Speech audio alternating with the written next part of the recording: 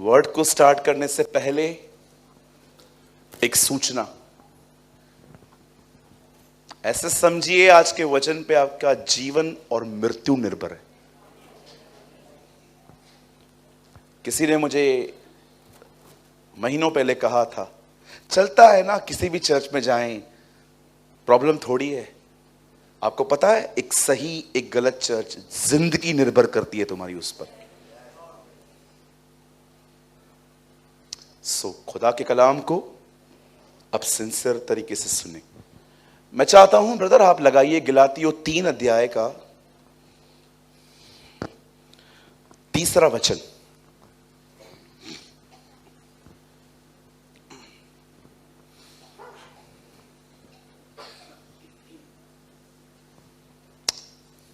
Okay, जिनके पास Bible है वो अपनी बाइबल में, जिनके पास नहीं है वो यहां देख सकते।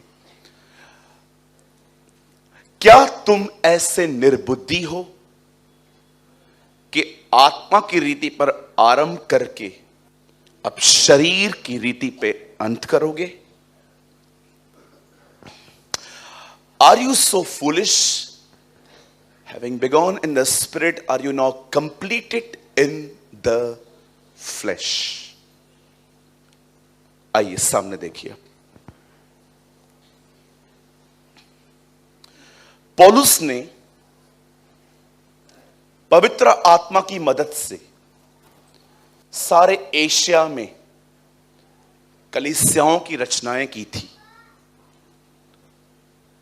उसकी एक कलीसिया का नाम था कुरिन्थियो, उसकी एक कलीसिया का नाम था इफिसियो, उसकी एक कलीसिया का नाम था आप पढ़ सकते हो फिलिप्पियो। कुलिसियो उसने नहीं बनाई थी, कुलिसियो किसी और ने बनाई थी, पर पौल को पता चला कि वो फिल्मोन के पहले माले पे चलती है और वहां का व्यक्ति उसके पास था, तो उसने उनको लेटर लिख के दिया था वहां पर के वहां सुना देना। और उसकी एक चर्च थी गिलातियो। उस गिलातियो की कलीसिया को जानते हो ये कैसे बनता था चर्च? मैं थोड़ा आपको बताना चाहता हूं। पौल हर जगह पे जाके सुसमाचार को बताता था। सुसमाचार क्या है? सुसमाचार ये नहीं है, यहां देखिए, सुसमाचार ये नहीं है ये मिलेगा वो मिलेगा। The Bible says this gospel is concern about his son. यह सुसमाचार उसके पुत्र का सुसमाचार है। सुसमाचार गॉस्पेल एक ही है। यीशु हमारे लिए मारे गए, गाड़े गए, जी उठे। याद रखना, एंटायर बाइबल के अंदर एक ही प्रचार है, एक ही गॉस्पेल है, बाकी सब टीचिंग्स हैं, बाकी सारी शिक्षाएं हैं। प्लीज कंट्रोल कीजिए जल्दी से बेबी को। पूरी बाइबल के अंदर आप जितना भी पढ़ते हो सब टीचिंग्स हैं। प्रीचिंग एक ही है कि यीशु हमारे गुनाहों के लिए मारे गए, हम पापी थे और वो जी उठे।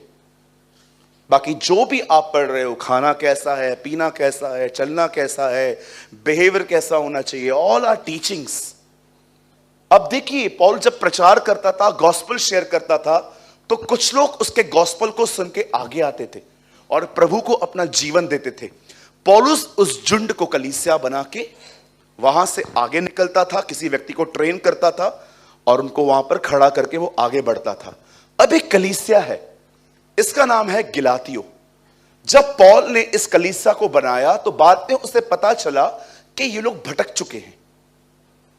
जानते हो कैसे भटके थे ये लोग? पौलुस ने प्रचार किया, उनकी जिंदगियां बदली। उसके बाद कुछ लोग आते हैं वहां पर और उनको आके कहते हैं, लिसन, अच्छा है तुम यीशु को मान रहे हो, लेकिन तुम्हें है ना पुराने नियम की भी बहुत सारी बातें माननी पड़ेंगी। और लिखा है ये लोग अब उसको भी लेकर आए। आप ऐसे बहुत सारे मसीहों को देखोगे आज जो बैप्टिज्म ले चुके हैं, परंतु पुरानी बातों को भी वो अपने बदन में लिए घूमते। सो मैनी, आपको बहुत सारे लोग दिखाऊं मैं कि आज भी खुदा में है, लेकिन उन्होंने अपनी बहुत सारी पुरानी चीजों को अपने साथ रखा है। मैं जब घूमता हूं प्रचार करने के लिए, यहां वहां जाता हूं, तो मुझे बहुत सारे लोग मिलते हैं जो बहुत प्रभु के पीछे चलने की कोशिश करते हैं, लेकिन वो अपनी ओल्ड थिंग्स को नहीं छोड़ते, बिल्कुल नहीं छोड़ते। अब देखिए, इस कलीसिया को जब पौलुस को जब पता चलता है कि ये लोग अपने जो मैंने बताया था उससे इनका मन फिर चुका है, तब पॉल अपने लेटर में उन्हें लिखता है, हे निर्बुद्धियों। जानते हो निर्बुद्धि किससे कहा जाता है? फुलिश। निर्बुद्धि किससे कहा जाता है? अकॉर्डिंग टू बाइबल निर्बुद्धि वो है जो वचन को सुन के अनसुना करे। They are the foolish. निर्बुद्धि है वो व्यक्ति जो वचन को सुनता है पर मानता नहीं है, सुना पर अनसुना कर दिया। आप जानते हैं, अगर आप एक ऐसे व्यक्ति हैं जो बड़े ध्यान से सुनते हैं वचन को, लेकिन यहां से जाने के बाद आपकी कोई प्रैक्टिस नहीं है, खुदा कहता है यू आर फूलिश। क्योंकि आप जानते हो, वी आर द जनरेशन, हम एक ऐसी जनरेशन है जो नई नई बातों को सुनना चाहती है। Sometimes easy to listen and understand but difficult to practice. आप भी हो सकता है, आप भी हो सकते हो ऐसे जो बड़े ध्यान से सुनते हो, लेकिन यहां से जाने के बाद क्या आप उन चीजों को प्रैक्टिस करते हो? अगर आप नहीं करते, बाइबल आपको फूलिश कहती है। और आप जानते हो, अकॉर्डिंग टू बाइबल जितना मूर्ख खतरनाक है उतना कोई नहीं है। लिखा है, मूर्ख के साथ घूम, तेरे लिए कोड़े तैयार है। मूर्ख का साथी नाश हो जाएगा। मैं आपको इतने सारे डिजास्टर्स दिखा सकता हूं कि अगर आप फूलिश हैं तो पता नहीं आपको लाइफ में क्या क्या फेस करना पड़ेगा। ये मैं नहीं, ये खुदावन का पाक कलाम कहता है। अगर आप बुद्धिमान हो, आपको पता नहीं है आपको कितने बेनिफिट्स होने वाले हैं, लेकिन अगर आप मूर्ख हो तो बाइबल बताती है तुम्हें नहीं पता कि तुम्हें कितने पेन से गुजरना पड़ेगा। खुदा नहीं करेगा कुछ भी आपके साथ, आपकी लाइफ चीजों को इनवाइट करेगी। मैं आपको एग्जांपल दूं, जो दूसरों का सीक्रेट आपको बताता है, आप उसको अपना सीक्रेट क्यों बताते हो? आपको लगता है वो जब दूसरों का रहस्य अपने आप में नहीं रख सकता तो आपका रखेगा? फिर जानते क्या होगा? मैं एग्जांपल देता हूं। दिनेश बैठे हैं यहां पर, और यहां पर अंकल प्रभाकर जी बैठे हैं। अब मैं एग्जांपल देता हूं, डोंट वरी, ये दोनों कैरेक्टर बहुत अच्छे हैं, लेकिन मैं आपको बताना चाहता हूं, मुझे पता नहीं है कि प्रभाकर अंकल जी जो है ना, वो किसी भी चीज को अपने अंदर नहीं रखते। और एक दिन अंकल आए, और ये दिनेश के भी फ्रेंड हैं, और मैंने दिनेश के लिए बोल दिया बहुत कुछ। अब मैं इतना मूर्ख व्यक्ति, मुझे पता भी नहीं है, पता भी है कि इनके करीब है, अब जाके बताएगा नहीं। अब जानते हैं क्या होगा? अंकल जाके दिनेश को बोलेंगे, दिनू, हाँ अंकल तेरे लिए ऐसे बोल रहा था। अब दिनेश के मेरे संबंध खराब।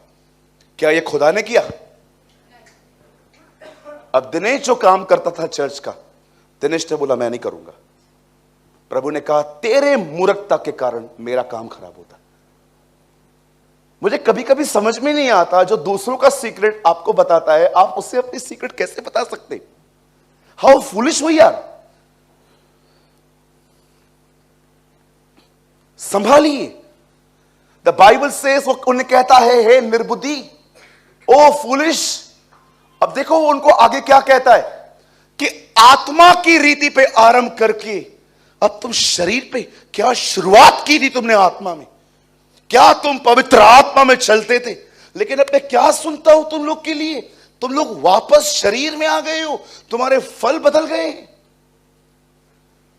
आप जानते हो, बहुत बार ऐसा होता है कि आपकी शुरुआत बड़ी जबरदस्त थी, पर अंत आप खराब कर रहे हो। हमारे प्रभु के पवित्र वचनों में ऐसे बहुत सारे लोग हैं जिनकी शुरुआत बहुत अच्छी थी, अंत उतना ही खराब, और ऐसे भी लोग हैं जिनकी शुरुआत बड़ी खराब थी, अंत उतना ही उनका बेहतर था। फिर से कहूं मैं, अगर आपको नहीं समझ में आया तो, हमारे खुदावन के पाक कलाम में ऐसे बहुत सारे लोग हैं जिनकी शुरुआत बहुत अच्छी थी, अंत खराब था। लेकिन हमारे ही प्रभु के वचनों में ऐसे बहुत सारे लोग हैं जिनकी शुरुआत बिल्कुल भी ठीक नहीं थी, पर उनके अंत अमेजिंग थे।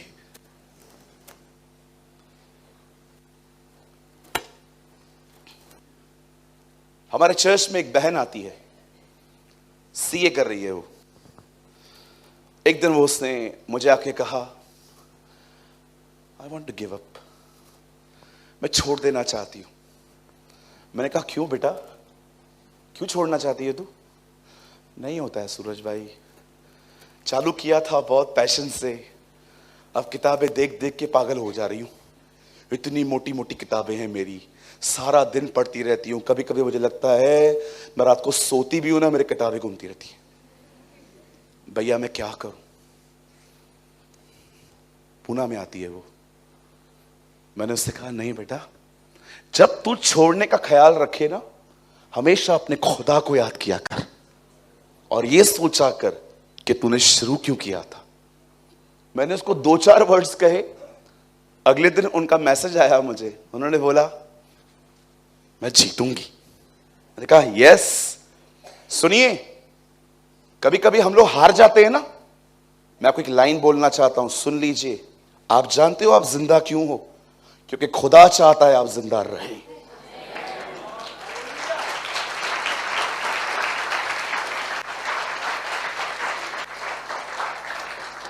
ब्लेड काट नहीं पाया, दवा मार नहीं पाई, ट्रेन के नीचे बैठ गए, वो गैप में बैठ गए थे, उसने आपको खत्म नहीं किया। क्यों? कोई चीज आपको मार नहीं पाई।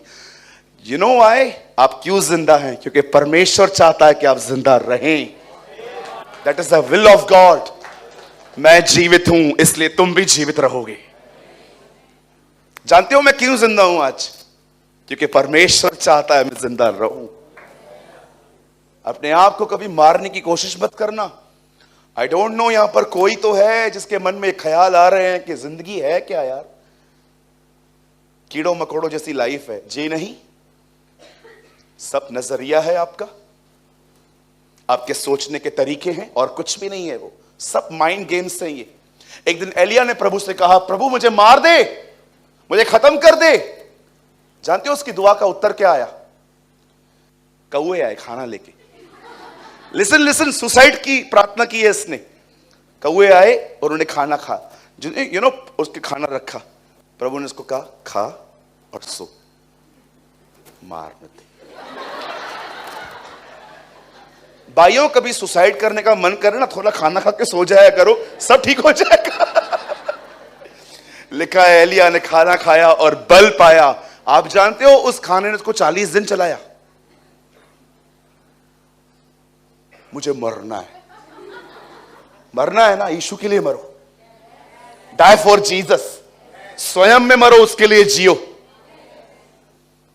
मेरे सामने कभी मत बोलना आके मुझे मरना है, मैं 7वें माले पे खड़ा कर दूंगा। मर जा, गिर। किसको डरा रहा है तू? मुझे मरना है। एक भाई ने कॉल करके बोला पता मुझे मरना है। मैंने कहा किधर खड़ा है तू? कल्याण स्टेशन, उल्लास स्टेशन पे खड़ा हूं। मैंने कहा अभी 1:30 बजा, अभी कोई ट्रेन नहीं है, 15 मिनट के बाद जा। बोला ब्रदर आप मजाक कर रहे हो। मैंने कहा शुरू किसने किया था? मरना है। ये मरने की धमकियां बंद कर दो। आइए अपने दाहिने हाथ को उठाइए, कहिए मैं खुदा के लिए जीऊंगा।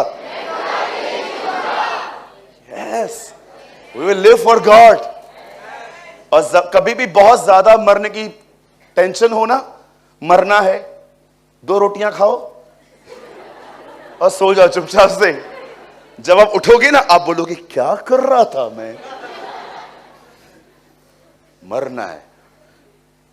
मरने की बातें तो ऐसे करते हो जैसे हजारों जन्म है।